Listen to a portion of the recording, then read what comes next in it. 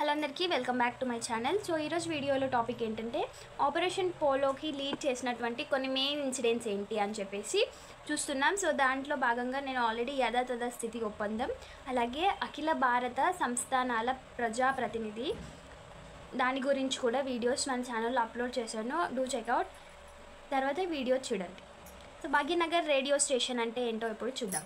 నిజాం సర్వసైన్యాధిపతి అంటే ఈ మిలిటరీ ఏదైతే ఉందో దాని అంతటికి అధిపతి హెడ్ ఎవరు అంటే ఎల్ ఎడ్రూస్. తర్వాత నిజాం గవర్నమెంట్కి చెందిన డెక్కన్ రేడియోలో ప్రసంగిస్తూ ప్రజలను దేనికైనా సిద్ధంగా ఉండాలని చెప్పారు. సో నిజాం ఈ మిలిటరీకి హెడ్ ఎవరైతే ఉన్నారో అతను L Edroos.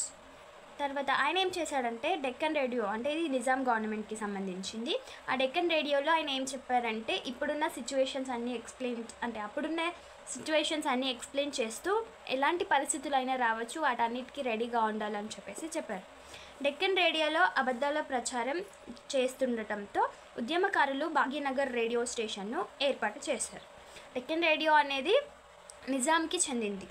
Bhagyanagar radio station ఎవరు ఏర్పాటు చేశారు? ఇండియన్ గవర్నమెంట్కి సంబంధించిన వాళ్ళు. అంటే ఈ హైదరాబాద్ నిజాం పాలన ఏదైతే ఉందో అది ఎండ్ అవ్వాలి అనుకునే వాళ్ళు ఈ భాగ్యనగర్ రేడియో స్టేషన్ అనేది ఏర్పాటు చేశారు. ప్రజలకు సమాచారం అందించి ఉత్సాహం నింపారు. సో అప్పుడు అసలు జరిగేదేంటి, వాళ్ళు డెక్కన్ రేడియోలో ప్రసారం చేసేదేంటి అని చెప్పేసి అలా ప్రజలకి పూర్తి అవగాహన అందిస్తూ సమాచారం ఇచ్చేవాళ్ళు. భాగ్యనగర్ రేడియో స్టేషన్ను ఏర్పాటు చేసింది ఎవరంటే పాగ పుల్లారెడ్డి. సో ఈ భాగ్యనగర్ రేడియో స్టేషన్ అనేది బాంబేలో ఏర్పాటు చేయడం జరిగింది, అంటే ముంబైలో ఏర్పాటు చేయడం జరిగింది. ఇది ఒక అజ్ఞాత, అంటే ఈ రేడియో స్టేషన్ ఉంది అని చెప్పేసి కూడా ఎవరికి తెలియదు అప్పుడు. తర్వాత రజాకారులు నిజాం పోలీసుల దురాగతాలపై ప్రజల్లో అవగాహన కల్పించి నిజాంకి అగైనెస్ట్గా పోరాటానికి రేడియో ప్రసారాలు ఎంతో ఉపయోగపడ్డాయి. అంటే ఈ నిజాం పోలీసులు రజాకారులు వీళ్ళందరూ చేసే దుర్మార్గాలు ఏవైతే ఉన్నాయో వాటన్నిటి గురించి ప్రజలకి అవగాహన కల్పించి, అంటే ఏం జరుగుతుంది అసలు అని ప్రజలకు అవగాహన కల్పించి నిజాంకి అగైనెస్ట్గా ఫైట్ చేయడానికి ఈ రేడియో ప్రసారాలు అనేవి యూజ్ అయ్యాయి. తర్వాత నిజాం రాజు భాగ్యనగర్ రేడియో ప్రసారాలను నిలిపివేశాడు. సో అప్పుడు నిజాం గవర్నమెంట్ అంతా నిజాం చేతిలో ఉంది కాబట్టి ఈ భాగ్యనగర్ రేడియో ప్రసారాలను నిలిపివేయడం జరిగింది, అంటే ఇక్కడ నిషేధించడం కూడా జరిగింది. తర్వాత operation polo. So operation polo గురించి మనం ఆల్రెడీ స్టార్టింగ్లో బ్రీఫ్గా ఎక్స్ప్లెయిన్ చేసుకున్నాం. ఆపరేషన్ పోలో ఎందుకు స్టార్ట్ అయిందంటే హైదరాబాద్ స్టేట్ని భారత యూనియన్లో కలపడం కోసం. సో ఈ ఆపరేషన్ పోలో అనేది ఒక మిలిటరీ టాస్క్ అని చెప్పేసి మనం ఆపరేషన్ పోలో గురించి బ్రీఫ్గా తెలుసుకున్నాం. సో హైదరాబాద్ రాజ్యంలో కమ్యూనిస్టులు రజాకారులు కొనసాగిస్తున్న హింసలను శాంతి కోసం భారత ప్రభుత్వం ఆపరేషన్ పోలో కండక్ట్ చేస్తామని పాకిస్తాన్ హై కమిషనర్ అండ్ అలాగే అమెరికన్ గవర్నమెంట్కి చెప్పింది. సో హైదరాబాద్ రాజ్యంలో ఇటు కమ్యూనిస్టులు అటు రజాకారులు ఇవన్నీ ఫైటింగ్స్ జరుగుతున్నాయి కాబట్టి దీన్ని అంతటిని శాంతిపరచడం కోసం ఇండియన్ గవర్నమెంట్ ఏం చేసిందంటే ఆపరేషన్ పోలో అనేది కండక్ట్ చేస్తామని పాకిస్తాన్ హై కమిషనర్కి అలాగే అమెరికన్ గవర్నమెంట్కి ఇన్ఫామ్ చేయడం జరిగింది. సో ఇక్కడ ఆపరేషన్ పోలో అంటే ఏంటి, ఇది ఒక పోలీస్ చర్య అని. యాక్చువల్గా ఇది సైనిక చర్య, అంటే దీంట్లో మిలిటరీ వాళ్ళే పార్టిసిపేట్ చేస్తారు, కానీ దాన్ని పోలీస్ చర్యగా మార్చింది శ్రీ రాజగోపాలాచారి. సో ఇది సైనిక చర్య కదా, మరి పోలీస్ చర్యగా ఎందుకు మార్చారంటే according to United Nation of Organization, అంటే యుఎన్ఓ అంటే అన్ని కంట్రీస్ కలిసి ఒక ఆర్గనైజేషన్ ఫామ్ చేసుకోవడం జరిగింది. సో యుఎన్ఓ అనేది అన్ని కంట్రీస్కి హెడ్ అన్నమాట. సో దాని ప్రకారంగా చూసుకుంటే ఒక స్వతంత్ర రాజ్యంపై, అంటే ఒక ఇండిపెండెంట్ రాజ్యంపై మరొక ఇండిపెండెంట్ రాజ్యం సైనిక చర్యలు చేపట్టడం విరుద్ధం. అంటే ఇది ఒక ఇండిపెండెంట్ స్టేట్, అది ఒక ఇండిపెండెంట్ స్టేట్. హైదరాబాద్ ఇండిపెండెంటే, అలాగే ఇండియన్ గవర్నమెంట్ కూడా ఇండిపెండెంటే. సో ఈ స్టేట్ పైన, హైదరాబాద్ రాజ్యం పైన ఇండియన్ గవర్నమెంట్ ఈ సైనిక చర్యలు చేయడం అనేది విరుద్ధం కాబట్టి ఇది సైనిక చర్య కాకుండా పోలీస్ చర్యగా మార్చారు. ఎవరు మార్చారు? శ్రీ రాజగోపాలాచారి. తర్వాత ఆపరేషన్ పోలో అనేది మొత్తం ఎవరి కంట్రోల్లో జరిగింది, ఎవరి సమక్షాన జరిగిందంటే మహారాజా రాజేంద్ర సింగ్. సో ఇతను ఎవరు? Southern command lieutenant general. So ఈయన ఆధీనంలో ఈ ఆపరేషన్ పోలో అనేది మొత్తం జరిగింది. తర్వాత ఈ అంటే ఆపరేషన్ పోలోలో సైన్యం ఉంటుంది కదా, ఆర్మీ ఉంటుంది కదా, సో దాన్ని అన్నిటినీ 4 యూనిట్స్గా డివైడ్ చేయడం జరిగింది. ఆ 4 యూనిట్స్ని ఒక ప్లేస్లో ఉంచారు. షోలాపూర్ జేఎన్ చౌదరి, ఈ పేరు గుర్తుపెట్టుకోవాలి, తర్వాత ఇది చాలా వస్తుంది టాపిక్స్లో. తర్వాత విజయవాడలో ఏఏ రుద్ర అండ్ బెరార్ అంటే హోస్పేట, దీంట్లో శివదత్తు సింగ్, అలాగే బాంబేలో డిఎస్ దార్. సో ఇలా 4 యూనిట్స్ అండ్ వాటికి హెడ్స్ని కూడా అపాయింట్ చేయడం జరిగింది. తర్వాత యుద్ధ విమానాలు తయారీ. సో సైన్యం ఉంది, యుద్ధ విమానాలు కూడా యూజ్ అవుతాయి కాబట్టి ఆ విమానాలు తయారు చేసింది ఎవరంటే Pune air base. Air base అనేది ఏరోప్లేన్స్ వీటన్నిటిని తయారు చేసే వాటిని ఎయిర్ బేస్ అంటారు. సో పూణే ఎయిర్ బేస్ అనేవి ఈ ఆపరేషన్ పోలోలో విమానాలను తయారు చేసింది.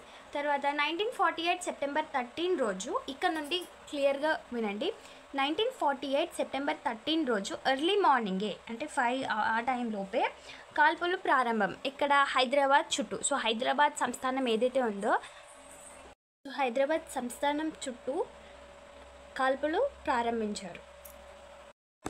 చుట్టూ ఎందుకు ప్రారంభించారంటే డైరెక్ట్ హైదరాబాద్ రాజ్యంలో అటాక్ చేయలేరు కాబట్టి ఆ సంస్థానం ఏదైతే ఉందో దాని చుట్టూరా కాల్పులు చేసుకుంటూ అలా మెల్లగా హైదరాబాద్లో ఎంటర్ అవ్వడం కోసం చుట్టూ కాల్పులు స్టార్ట్ చేశారు. తర్వాత అదే రోజు జేఎన్ చౌదరి నాయకత్వంలో, సో జేఎన్ చౌదరి షోలాపూర్లో అంటే మహారాష్ట్ర ఆ ప్లేస్లో ఈయనను అపాయింట్ చేయడం జరిగింది. కాబట్టి జేఎన్ చౌదరి నాయకత్వంలో strike force lieutenant colonel Ram Singh, so lieutenant colonel వచ్చేసి రామ్ సింగ్ అనమాట. సో ఈ రామ్ సింగ్ అనే అతను మహారాష్ట్ర నల్దుర్గ్, సో నల్దుర్గ్ అనేది మహారాష్ట్రలోనే ఒక ప్లేస్. సో ఆ ప్లేస్ని ఆక్రమించుకోవడం జరిగింది. సో అట్లా కాల్పులు చేస్తూ ఈ నల్దుర్గ్ అనే ప్లేస్ని ఆక్రమించడం జరిగింది. సో నల్దుర్గ్ అనేది ఏంటి, ఆపరేషన్ పోలోలో ఆక్రమించిన మొదటి ప్లేస్, ఇది ఇంపార్టెంట్. తర్వాత సెప్టెంబర్ 13 రోజు స్టార్ట్ అయింది. సెప్టెంబర్ 17 రోజు ఎంటర్డ్ ఇంటూ హైదరాబాద్, అంటే కరెక్ట్గా 4 డేస్కి హైదరాబాద్లో ఎంటర్ అవ్వడం జరిగింది ఈ సైనిక దళం అనేది. తర్వాత ఉస్మాన్ అలీ ఖాన్, సో ఇక్కడ నేను రాశాను, ఇదైతే ఫస్ట్గా ఉస్మాన్ అలీ ఖాన్ 1948 సెప్టెంబర్ 17 రోజు. సో ఇక్కడ సెప్టెంబర్ 17 రోజు హైదరాబాద్లోకి ఎంటర్ అయిపోయారు సైనికులు. కాబట్టి ఉస్మాన్ అలీ ఖాన్ 1948 సెప్టెంబర్ 17 రోజు ఏ రోజైతే హైదరాబాద్లోకి ఎంటర్ అయ్యారో ఆ రోజు సాయంత్రం 5 PM అంటే సాయంత్రం 5 గంటలకి lake view guest house. So ఇక్కడ గుర్తు రావాలి, లేక్ వ్యూ గెస్ట్ హౌస్ అనేది ఏంటి, కేఎం మున్షి బ్రిటిష్ రెసిడెంట్కి ఈక్వల్ కాదని చెప్పేసి నిజాం గవర్నమెంట్ ఈ కేఎం మున్షికి రెసిడెంట్ హౌస్ని ఇవ్వడానికి ఒప్పుకోలేదు. కాబట్టి అప్పుడు కేఎం మున్షి బొల్లారంలోని లేక్ వ్యూ గెస్ట్ హౌస్లో ఉన్నారు. కాబట్టి ఈ కేఎం మున్షి దగ్గరికి ఉస్మాన్ అలీ ఖాన్ వెళ్ళి హైదరాబాద్ స్టేట్ భారత యూనియన్లో లొంగిపోతున్నట్లు ప్రకటించడం జరిగింది. సో ఇలా హైదరాబాద్లో ఎంటర్ అయిన తర్వాత 5 o'clockకి Osman Ali Khan lake view guest హౌస్కి వెళ్ళి కేఎం మున్షిని కలిసి అక్కడ భారత యూనియన్లో హైదరాబాద్ లొంగిపోతున్నట్లు ప్రకటించడం జరిగింది. సో ఇక్కడ చెప్పాడు. తర్వాత ఏం జరిగిందంటే 1948 సెప్టెంబర్ 17 రోజు, అంటే సేమ్ అదే రోజు 5 o'clock ఉస్మాన్ అలీ ఖాన్ ప్రకటించాడు. తర్వాత 7 o'clockకి Osman Ali Khan Deccan radio, so Deccan radio అంటే ఏంటి, నిజాం గవర్నమెంట్కి సంబంధించింది.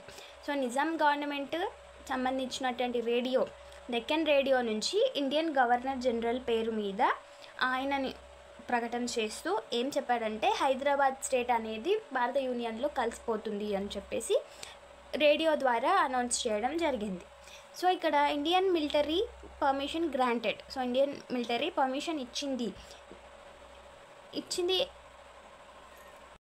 ఇండియన్ మిలిటరీకి కూడా బొల్లారం అలాగే సికింద్రాబాద్లో సైనిక స్థావరాల్లో స్టేకి పర్మిషన్ ఇచ్చారు, ఎవరు, నిజాం వాళ్ళు. తర్వాత Deccan radio first director Fazlur, Deccan radio first director వచ్చేసి Fazlur Rehman. Nizam government official radio అనేది ఈ డెక్కన్ రేడియో అంటే నిజాం గవర్నమెంట్కి సంబంధించింది, మనం ఆల్రెడీ డిస్కస్ చేసుకున్నాం. తర్వాత నిజాం రేడియో ప్రకటనతో సైనిక దాడి ఆగింది. సో అలా రేడియోలో వాళ్ళు అనౌన్స్ చేసేసారు కాబట్టి ఈ సైనిక దాడి అనేది ఆపేశారు.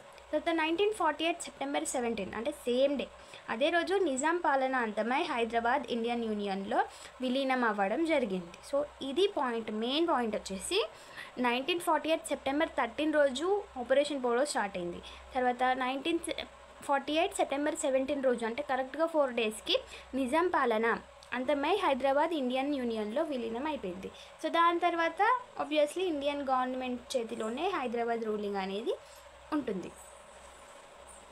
తర్వాత జేఎన్ చౌదరి హైదరాబాద్ మిలిటరీ గవర్నర్గా అపాయింట్ చేశారు.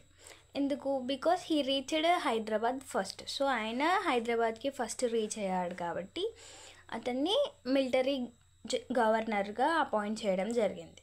తర్వాత 1948లో 18 సెప్టెంబర్ అంటే నెక్స్ట్ డే ప్రకటించిన తర్వాత నెక్స్ట్ డే సర్దార్ వల్లభాయ్ పటేల్ హైదరాబాద్కి వచ్చాడు. సో ఆయనను ఉస్మాన్ అలీ ఖాన్ గారు వెల్కమ్ చేసుకోవడం జరిగింది. ఎక్కడంటే బేగంపేట్ ఎయిర్పోర్ట్లో. తర్వాత 1948 సెప్టెంబర్ 22 అంటే 4 డేస్ తర్వాత ఉస్మాన్ అలీ ఖాన్ యునైటెడ్ నేషన్లో, అంటే దీనికి ముందే యునైటెడ్ నేషన్లో ఉస్మాన్ అలీ ఖాన్ గారు ఇండియన్ గవర్నమెంట్కి అగైనెస్ట్గా కంప్లైంట్ చేయడం జరిగింది. సో ఆ కంప్లైంట్ని ఆయన విత్డ్రాల్ చేసుకున్నాడు సెప్టెంబర్ 22 రోజు.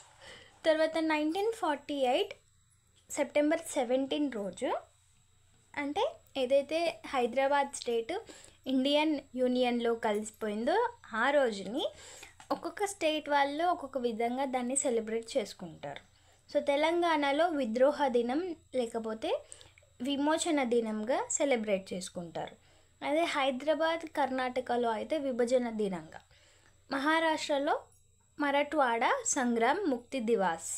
సో ఇలా ఈ పేర్లతో తెలంగాణ, హైదరాబాద్, కర్ణాటక, మహారాష్ట్ర సెప్టెంబర్ 17 రోజు ఇలా సెలబ్రేట్ చేసుకుంటారు. ఇప్పుడు ఆపరేషన్ పోలో దాని గురించి మెయిన్ పాయింట్స్ అన్నీ ఇక్కడ రాశాను. ప్రారంభం చేసింది 1948 సెప్టెంబర్ 13, ఈరోజు స్టార్ట్ అయింది. ఎండ్ అయింది వచ్చేసి 1948 సెప్టెంబర్ 17, 4 డేస్ అయింది. ఫామ్ చేసింది ఎవరు? E N Goddard. తర్వాత భారత ప్రధాన సైన్యాధిపతి ఎవరు? Sir Roy Bucher. తర్వాత భారత రక్షణ మంత్రి బల్దేవ్ సింగ్. భారత హోమ్ మినిస్టర్ వల్లభాయ్ పటేల్. భారత సంస్థానాల కార్యదర్శి విపి మీనన్. హైదరాబాద్ సైన్యాధిపతి ఎల్ ఎడ్రూస్. హైదరాబాద్ ప్రధాని Mir Laik Ali. Hyderabad police commissioner Deen Yar Jung. So వీళ్ళు important persons. So operation polo అనేది కరెక్ట్గా 4 డేస్ జరిగింది. ఇది ఆపరేషన్ పోలో గురించి. అండ్ దీని తర్వాత కూడా జేఎన్ చౌదరి గురించి ఉంటుంది. ఆయన హైదరాబాద్ మిలిటరీ గవర్నర్గా అపాయింట్ చేసిన తర్వాత హైదరాబాద్ స్టేట్ని తను ఎలా రూల్ చేశాడు అని చెప్పేసి ఉంటుంది. సో ఆ వీడియో కూడా అప్లోడ్ చేస్తాను. దానికంటే ముందు ఈ వీడియో మీకు యూజ్ అయింది అనిపిస్తే మన ఛానల్ని సబ్స్క్రైబ్ చేయండి, షేర్ చేయండి, కామెంట్ చేయండి అండ్ లైక్ చేయండి. Thank you.